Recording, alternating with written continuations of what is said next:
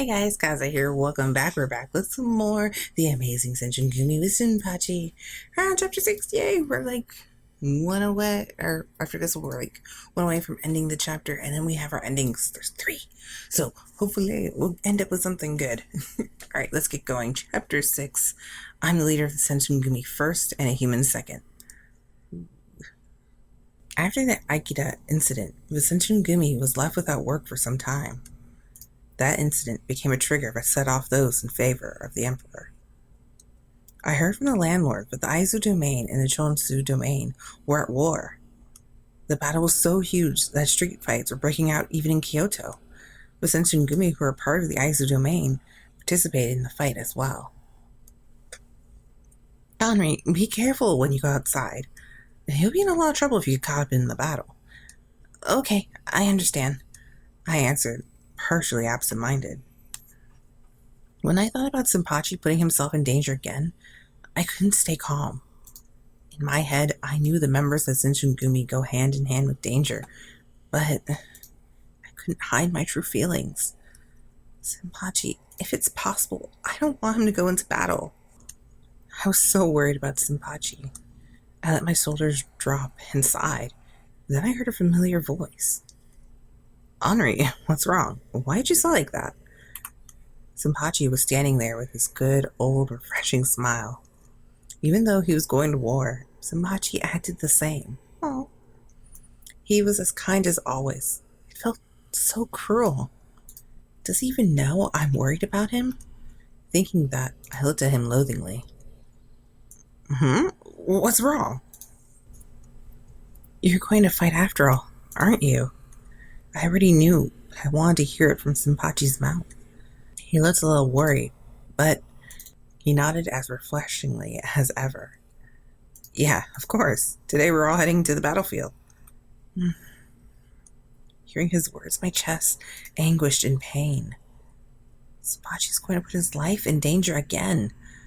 Is there a woman who wouldn't feel pain, seeing their loved one leave for war? I can't bear the pain. Tormented and in pain, I bit my lip. Henri, what's wrong? Should I tell him how I feel?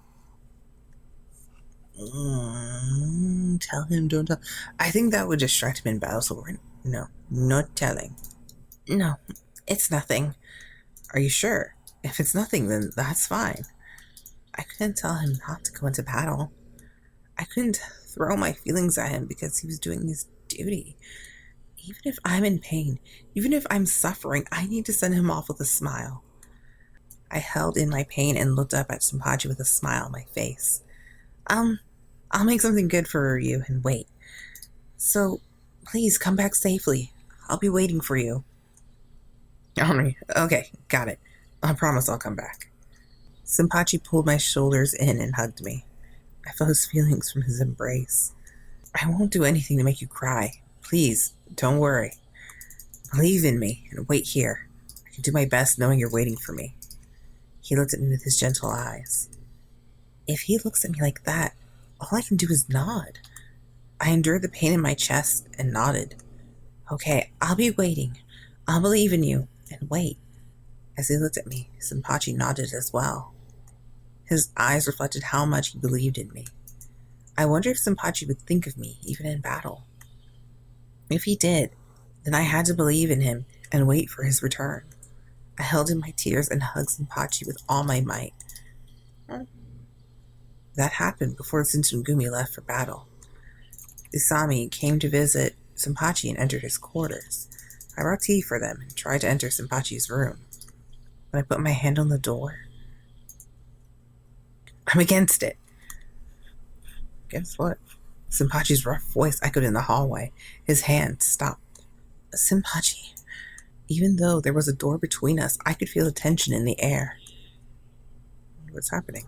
If we use cannons, Kyoto will be burned to the ground. And we might end up killing hundreds of civilians. Do you understand that simple fact? I do. What? You understand that, but you're still ordering me to fire cannons? There's too many shoulders this time, and we can't afford to cross swords with them. We can't fight like we always have. Please understand. Fires may break out in Kyoto because of the cannons, but this is to protect the country. That's stupid. I won't be swayed by those words. Ooh, more fires. From the conversation, I gathered that Asami orders Shinpachi to use cannons. However, worried about Kyoto's safety, Shinpachi continued to argue against it. It went silent for a while, and then Asami spoke. I'm a human being too. I understand your feelings and what you're thinking. Unfortunately, my priorities lie in being the leader of the Shinsengumi. As long as I'm the leader, I must lead us to victory. This isn't just for Shinsengumi. I'm responsible for many lives. We cannot lose. But you have no right to argue. As long as you're in the Shinsengumi, you will follow my orders. Even though he spoke softly, Asami's words had an unbreakable strength to them. It felt as if each of his words was filled with his resolute beliefs. I couldn't see inside the room, but I imagined Shinpachi with his head low. Shinpachi. It happened as I sympathized with Shinpachi. The door opened right in front of my eyes. Asami was standing in front of me, trying to leave the room. He was taken aback, but soon regained his cool. He then spoke. Oh, it's you. What did you think after hearing our conversation? What? You're a citizen of Kyoto. I want to hear your opinion. Is he talking about how I feel about gaining victory by using cannons in Kyoto? I'm sure that's what he was asking. Asami is for the cannons, and Shinpachi's against the cannons. I think... Well, let's see. Our choices are you should use the cannons or you shouldn't use the cannons. And while I agree with Shinpachi's thought on we should protect the city, we're also protecting them from the Jonsu. So, who could also bring a bunch more of us too. So, I'm just gonna be the Jonsu, so let's just use it. Gotta end this war. If protecting the country means you need to win, then I think you should use the cannons. After hearing my answer, Shinpachi was speechless.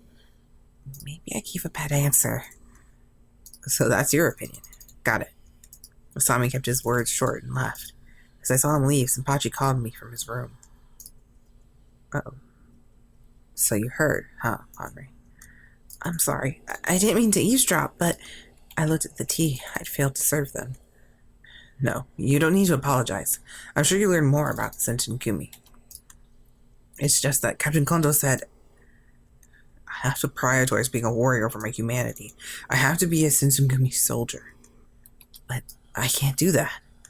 I just don't think anything is forgivable just to win a battle. Shinpachi's face was full of distress. I was in pain seeing Shinpachi like that. I wanted to help him, but there was nothing I could do. I felt powerless.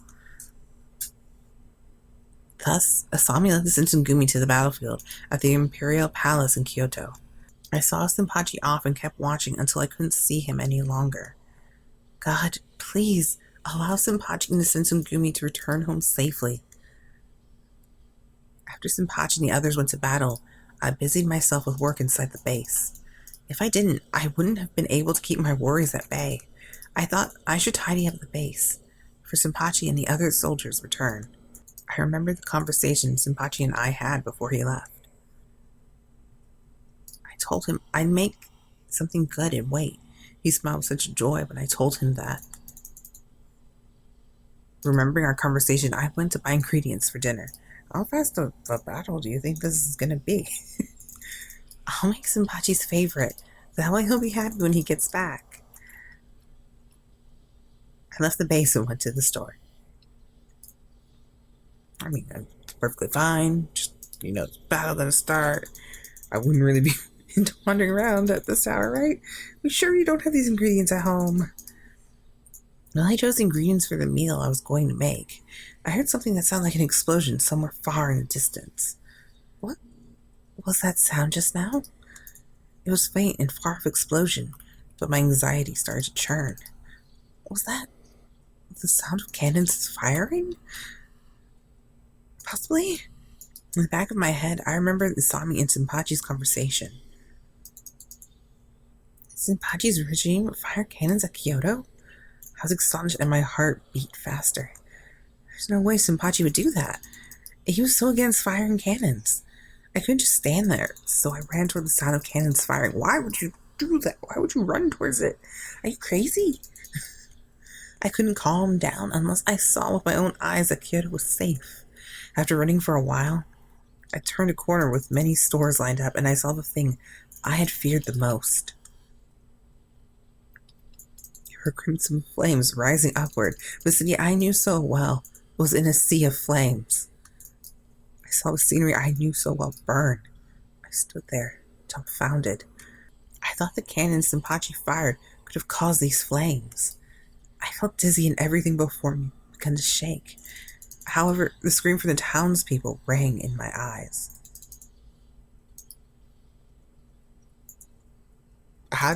Wait, what?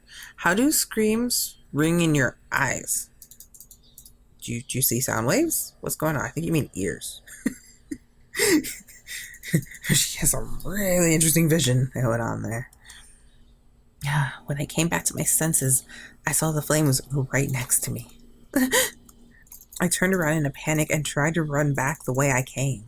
I tripped on my own feet and fell on my face. My sandal fell off because of my fall. It landed far away from me. No! Those shoes were precious memories of Shinpachi. I can't lose them. I went to pick up my shoe. It had landed near a street the flames were closing in on. When I picked up my shoe, and I felt relieved. The flames that were far off were now right in front of me and spreading fast. I ran out of the way of the flying sparks. In the next moment, a burning piece of wood was falling right above my head. Did I run into a building? What? Oh, roof. Right. Okay. I'm like, what? I put both my hands to my head and knelt down. I prepared myself as I was about to be covered in flames. Look out! Someone grabbed me with great force. The person lifted me up and put something over me to protect me from the embers. Who are you, mysterious person? My body and face was covered by something. I could only see black. However, I could clearly hear the flames rising as well as the screaming townspeople. I could tell the person holding me was running at full speed to leave that place. I couldn't see him as I was still covered. Nevertheless, I knew who it was. I called the name of the person who saved me. Shinpachi! Yeah! I'm gonna go with Shinpachi, obviously, for obvious reasons. Soji! Yeah. The cool calm Soji would be like, yeah, I have rescued you. Asami, yes, the leader of Shinsengumi has come to dim my butt. But I'm gonna go with Shinpachi, who ironically was there. In the flames. And found me. With good fortune. Shinpachi? After I called his name, he replied in a warm voice. Yeah. He then took off the cloth that covered me. As he took off the cloth, I saw the scenery of Kyoto that I knew so well. The person who saved me looked down at me, worried. Henri, are you alright? Shinpachi! Yeah, I'm fine. That's great to hear. After he heard I was fine, Shinpachi slowly let me down. Shinpachi, that fire! I was scared to ask, but I asked him the cause of the fire. The fire wasn't caused by Shinsengumi. I argued with Captain Kondo until the bitter end. We didn't fire any cannons. Wachonsu set the fire as they ran away. The fire was burning Kyoto beyond belief. He said those words with a painful expression on his face. Shinpachi looked mortified. Looking at him, my chest felt like it was being squeezed. I can't let this continue. I have to go back and put out those flames. Henri, go back to the base, okay? Oh, Shinpachi! What is it? There's something I had to tell Shinpachi. Thanks for saving me. Make amends with Asami. I love you. I can't really choose from those. Okay. There's two. One, obviously I'm not going to choose, which is Asami. It's so random. The I love you is nice and sweet, but then I think it would stop him from doing his job because he'll be like, oh. And it's like, we don't need moments right now. He's trying to save this place. And I've gotten really short on my camera. I'm going to deal with that later. I'm going to thank him. Yeah, I'm going to totally thank him. Thanks for saving me. I smiled, Shinpachi looking satisfied, and grinned. He stroked my cheek. I'm glad you're safe. Shinpachi started laughing and pet me on the head. Thanks for worrying about me. It's natural to do that. Oh yeah, I feel relieved after cuddling you like that. Well then, I'm off. Shinpachi went down the street we came from. I prayed for Shinpachi's safety and for the fire to settle down quickly. After Shinpachi saved me from the fire, I went back to the base alone. The landlord was happy I was safe, and I apologized for making her worry. She told me to take a rest as soon as I could. I did as she said and went back to my room to rest. However, when I returned to my room, I felt the stares of the returning soldiers all focused on me. What? Soldiers that passed me gave me suspicious looks. What happened to everyone? Did I do something? Feeling astonished, I went to the nearest soldier and asked, what happened? Well, I'm going to ask what happened because you're all looking at me creepy. What happened? I asked the soldier who was staring straight at me. He looked a little panicked and started to shake his head. Nothing really. Even though he said it was nothing, his stare was as cold as ice. It was uncomfortable, and I felt depressed. I thought I was overthinking it, but in reality, everyone was acting differently. I think you mean acting differently, but sure, action differently. Got it. I started to feel astonished for some unknown reason. No, I want to know what it was. What happened?